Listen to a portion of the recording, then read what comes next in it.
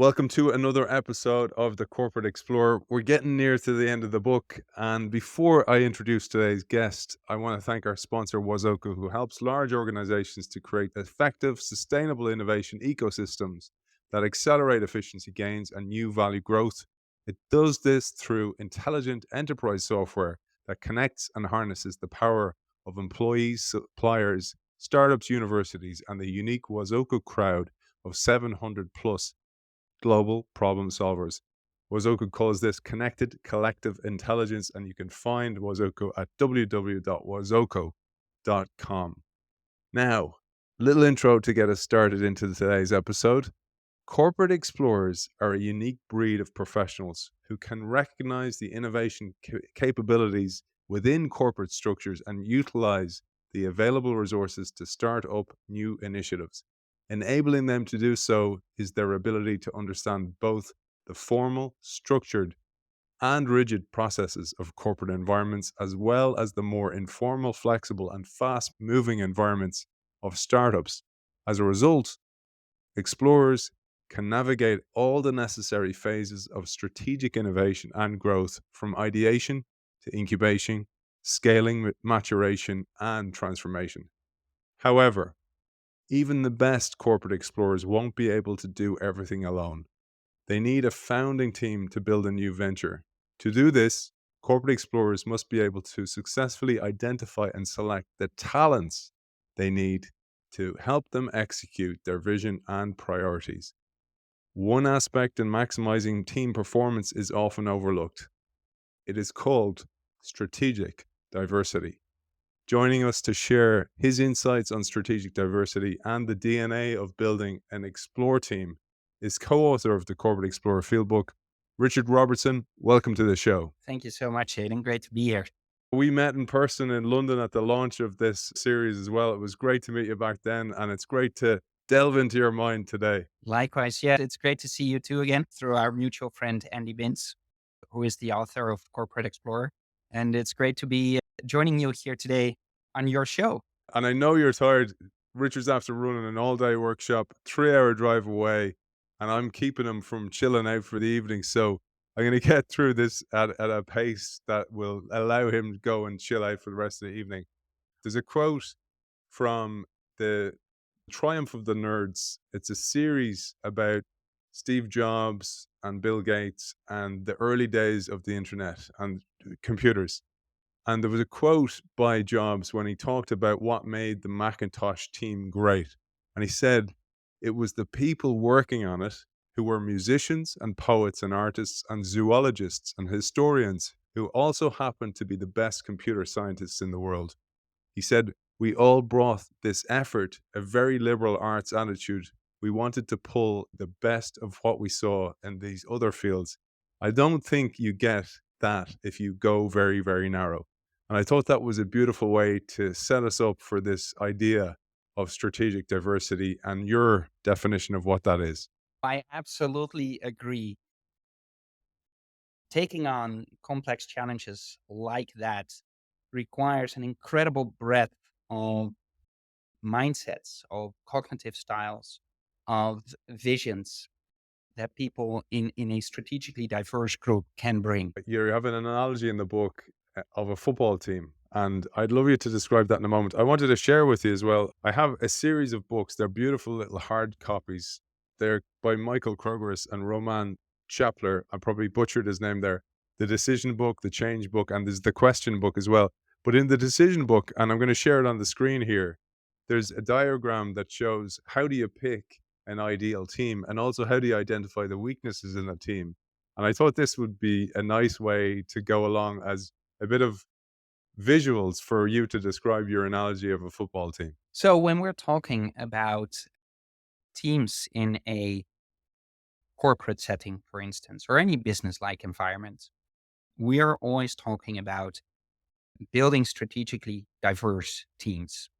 And basically what we're talking about is similar to a coach building a football team, right? We are all familiar with the more classic types of diversity, right? So gender diversity, racial diversity, cultural diversity, etc. And those are really critical for a team to succeed, right? I don't want to take anything away from those concepts. They are critical to bring about a team that is going to perform to its fullest potential. However, we add to that type of thinking the notion of strategic diversity. That is, if a coach is going to build a football team, right? For instance, with the players you've lined out here, obviously that coach is first going to look, for instance, at skill level, right? That's obvious, right? So they're going to look at the performance level of each player, their past performances, etc. That makes sense. Then the coach will absolutely look at personality profiles, right? An introverted player will require a different type of guidance than an extroverted player. For instance, they will communicate differently, they will behave differently, and they will require a different way of being taught and coached. However, besides all these really important aspects, the coach should always take into account where on the field is each player going to perform to their fullest potential, right? So, for instance, a player like Rooney, who scores very high on prolific scorer, right, and who will probably take a striker position on the field, will have a mindset that is much more focused on what we call feed forward activities, right? Driving the ball forward, always on the attack, etc. Whereas a player like Terry, who scores lower on prolific score, probably is better suited at a more defensive position, right? More back on the field and focused more on reacting to what is happening in the best way possible. Every coach knows that they need to recognize where on the pitch is each player going to perform best and how can I get each player on that position. But what is so intuitive for any football coach, for some reason, that is still quite an unfamiliar notion in our business contexts, right? Where the same principle applies just within different strategic contexts. And that is really what strategic diversity is about. It's about setting up your corporate teams or any other business team in a way that it is optimally geared to tackle the strategic challenges that it's facing at that point in time. The big issue in an organization is we tend to have this hiring of people who are like us because it's easier. And there's loads of research on if you have a more diverse group, if you don't know the person who's coming into that meeting, you'll prepare better for that meeting and you have a better bottom line when you have a more diverse team as well. And we're not going to go into that today, but one of the things that you talk about here is one of my favorite curves. And people who know me will be sick of hearing about the S curve, the growth curve. But what I love about what you talk about in this chapter is that an organization, as it goes through the S curve of growth, they need different types of strategic diversity, different types of people, different types of thinkers, different players on the football analogy for those different phases of the S curve. And I'm going to share on the screen the S curve, and I'd love you to take us through the S curve, but what type of people you need at those different phases of the S curve as well, Richard. I should say our network suffers the same fate as the listeners you were just referring to. As in, we always bring the S curve into our discussions as well.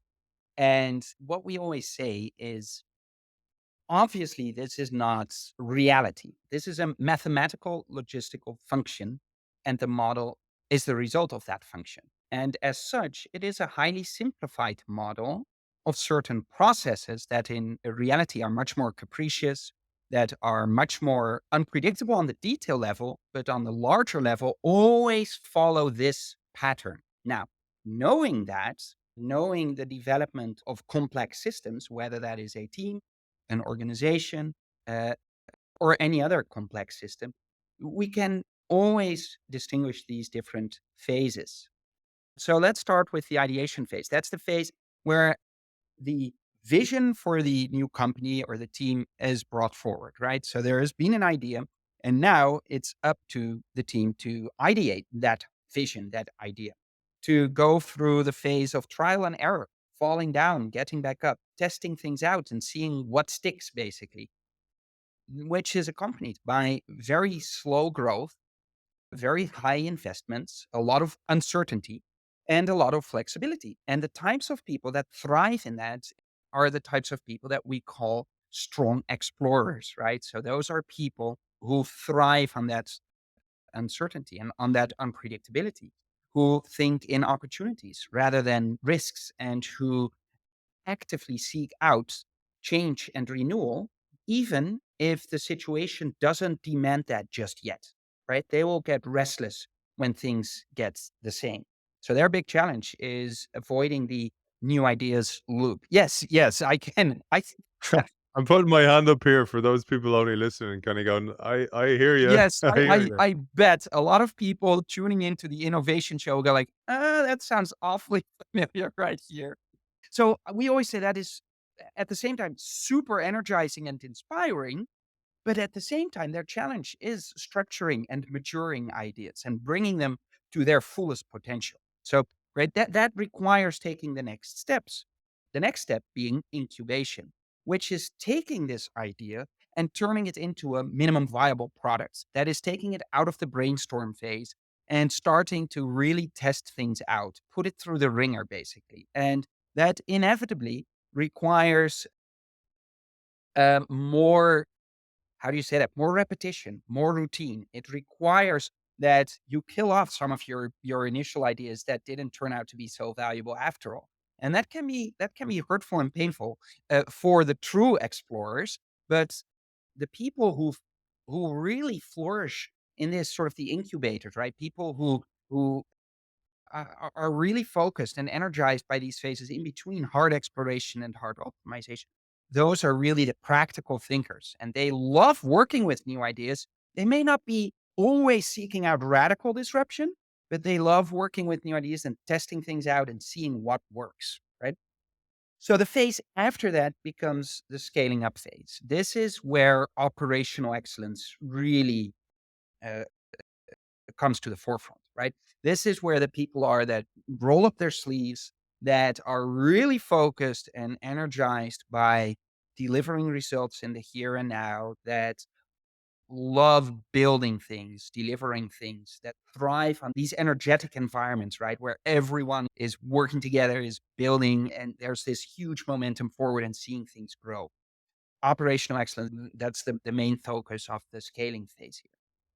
And then once that is all set up, so now you reach the maturation phase of a project, of an organization, etc. And this phase, this is paradoxical, right? This is where every organization reaches their maximum profit, their maximum quality and efficiency, but also where exploration usually, I would almost say inevitably, takes a back seat, right? So here, the organization becomes more repetitive, becomes more routine in their processes. And this really requires a strong focus on structuring, on stabilizing, and optimizing processes, etc. So this is where people thrive who love being in structured, predictable, reliable environments, who are great at monitoring, auditing, etc. That is really what is thriving here.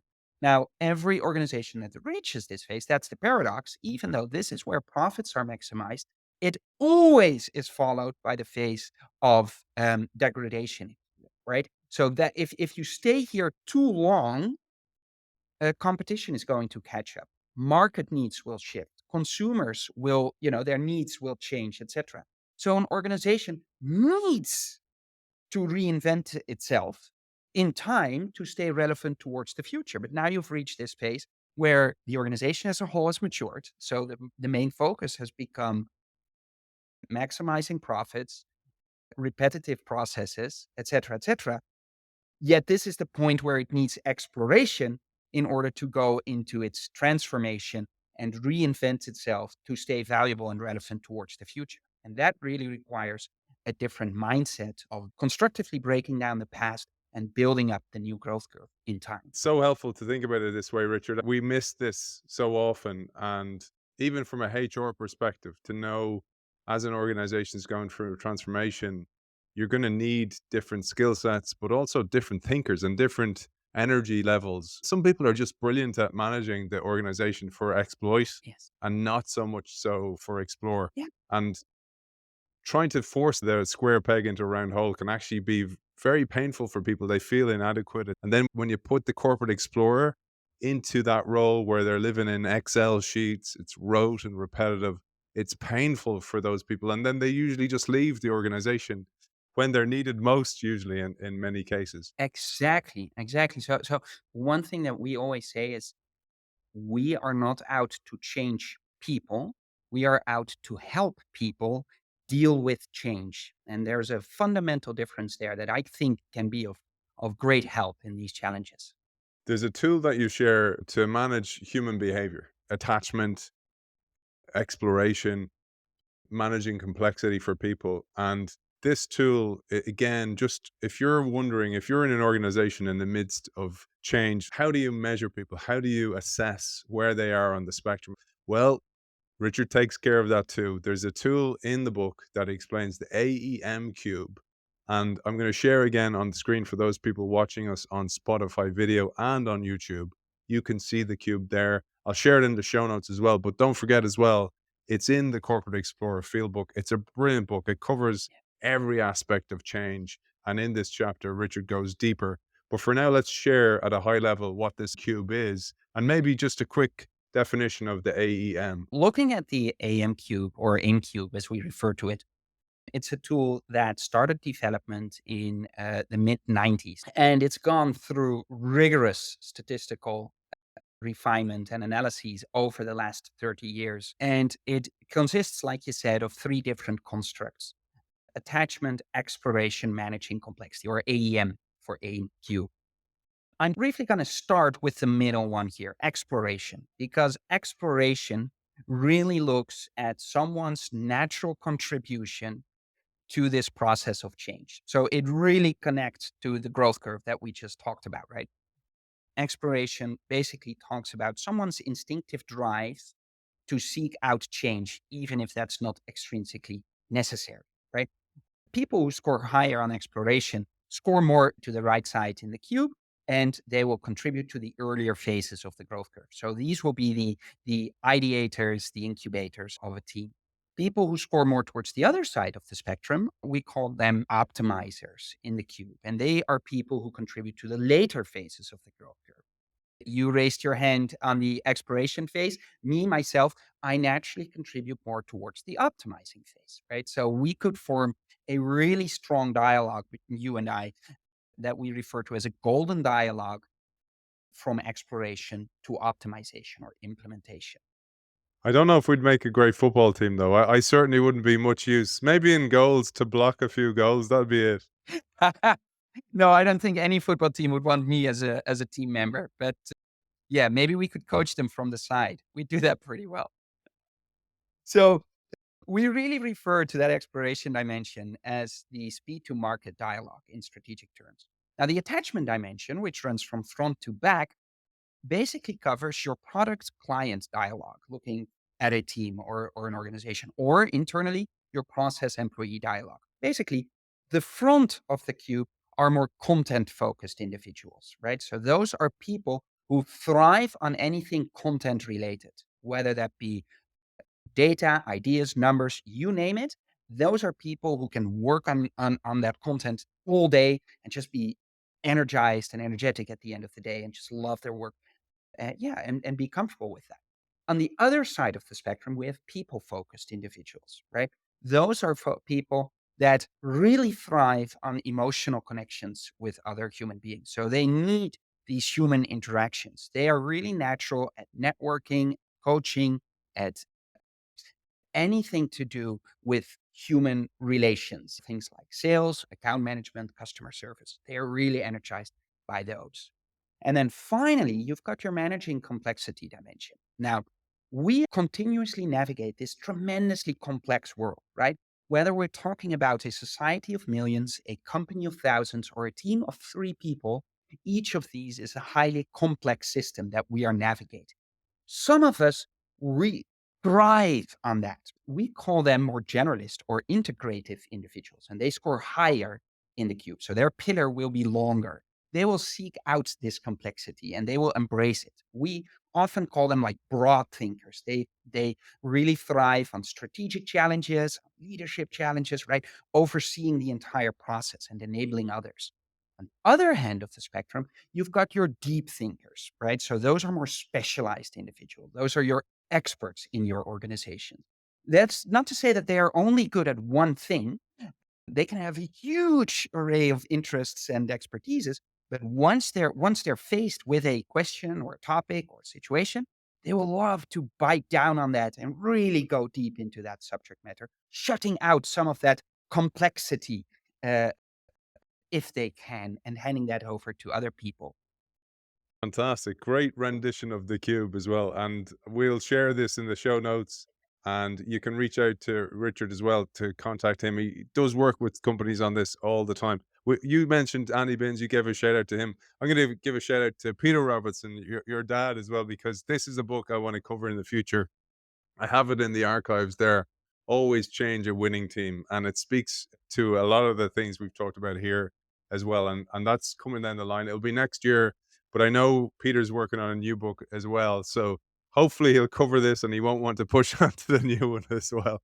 He won't be on the S curve like me, wanting to go on to the new thing all the time. Before we wrap up, Richard, where's the best place for people to reach out if they want to find you? Our website, human-insight.com, or through my email, rrobertson@human-insight.com. The book is The Corporate Explorer. It's absolutely brilliant for understanding all aspects of change, all the way from ideate to incubate to scale, and the difficulty of that scale aspect, which is why this episode was so important. Before we wrap up, I want to thank our sponsor, Wazoku, who helps large organizations create effective, sustainable innovation ecosystems that accelerate efficiency gains and new value growth. Wazoku does this through intelligent enterprise software that connects and harnesses the power of employees, suppliers, startups, universities, and the unique Wazoku crowd of over 700,000 plus global problem solvers. That is strategic diversity. Wazoku calls this connected collective intelligence, and you can find Wazoku at www.wazoku.com. For now, Richard Robertson, thank you for joining us. Thank you very much, Aidan.